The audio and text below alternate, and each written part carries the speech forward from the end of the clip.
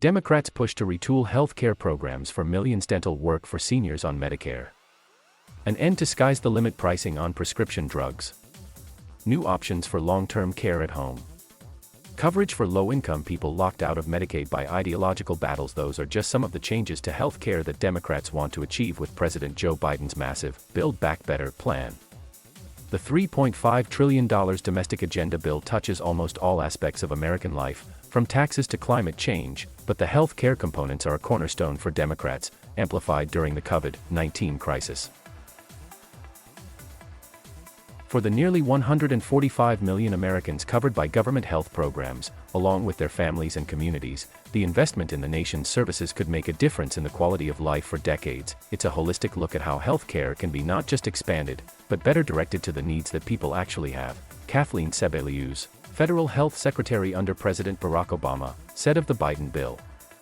You've got a plan that's really aimed at the serious gaps in health care that are still causing people to either go totally uninsured or run out of money in the course of their treatments. But Democrats can only succeed if they bridge divisions among themselves. Don't look for Republicans to help with Medicare's long-term finances under a cloud. Republicans say now is not the time to add new benefits. They are planning to oppose not just the health care provisions, but the entire Biden package, voting lockstep against it as too big, costly and a slide towards socialism. Mindful of the politics ahead, Democrats are assembling the package with their slim hold on Congress. Instead of launching new experiments that many progressives prefer, they have chosen to plow more resources into existing programs, from Medicare and Medicaid enacted during the Great Society to the Obama-era Affordable Care Act. It's a compromise, of sorts, led by Biden's approach, paid for by taxes on corporations and the wealthy, those earning more than $400,000, as well as savings on prescription drug prices paid by the government to the pharmaceutical companies. Polling has shown that core health care provisions appeal to voters across political lines.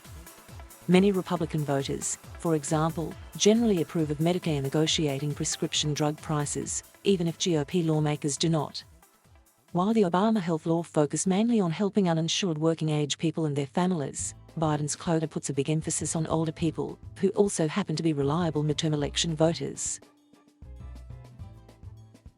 Major health care provisions in the mix include authorizing Medicare to negotiate prices for the costliest drugs, including insulin. Private insurers and employer plans could then access those lower prices. Annual price increases for established drugs would be limited. Seniors' out-of-pocket costs would be capped. A Rand Corporation study finds such an approach could cut U.S. spending on top drugs by half. Sharp opposition from the big pharmaceutical companies and key business industry groups have left Democrats divided over the structure of the program. 4 House Democrats opposed the measure during committee votes this past week, enough to tank the entire bill. In the past, they had supported giving Medicare authority to negotiate, but they are expressing a range of concerns about the scope of House Speaker Nancy Pelosi's plan. The Senate could take a somewhat different approach. Medicare negotiating authority is the linchpin of the health care package because expected savings would be used to provide new benefits. Expanding Medicare to cover dental care, vision, and hearing aids for seniors. This provision, championed by Senator Bernie Sanders, IVT, has been a long time coming. Vision care would begin the latter part of next year and hearing aids in 2023, but in an apparent concession to costs, dental coverage would not start until 2028. Building on Obama health law.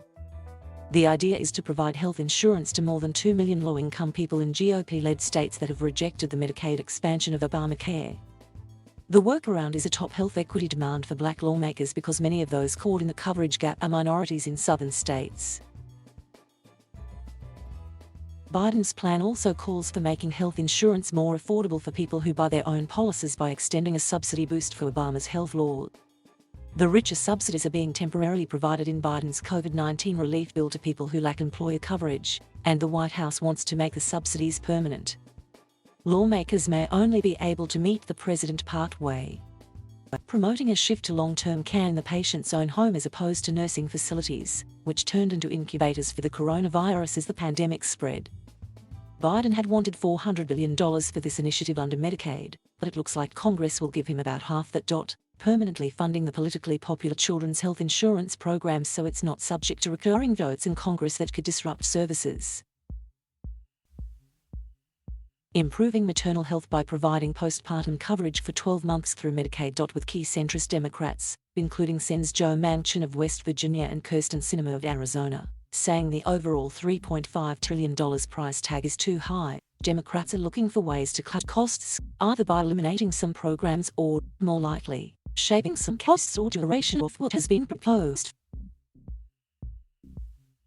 Other Democrats, though, warned that a slimmer package might disappoint voters who sent them to Washington on their promises to make big changes. My constituents are expecting me to deliver, and I'm committed to doing it, said Representative Lauren Underwood, DL, whose professional background is in health care policy.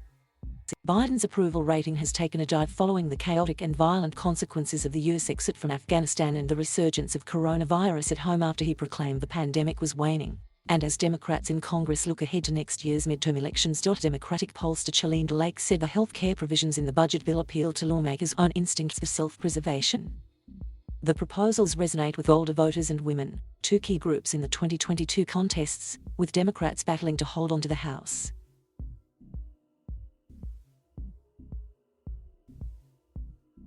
Thank you for watching. Please subscribe.